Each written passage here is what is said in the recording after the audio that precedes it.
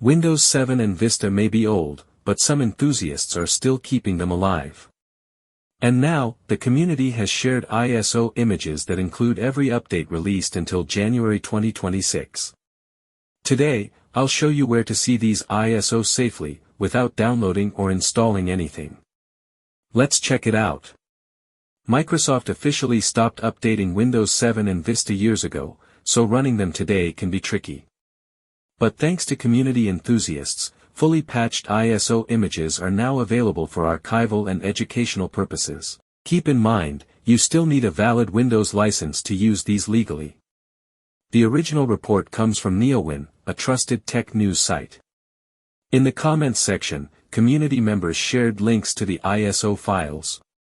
I'll show you the link here safely, so you can view file names and sizes for educational purposes.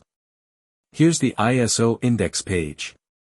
You can see all the files listed, including Windows Vista SP2, fully patched to January 2026.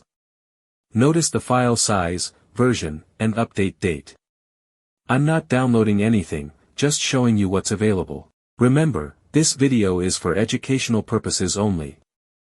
I am not hosting, distributing, or installing any ISO files. To legally use Windows 7 or Vista, you need a valid license key. Always be careful when dealing with legacy operating systems online.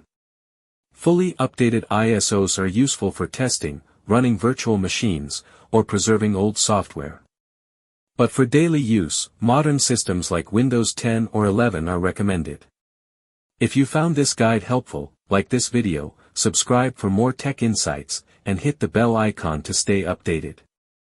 And remember, always use software legally. Thanks for watching.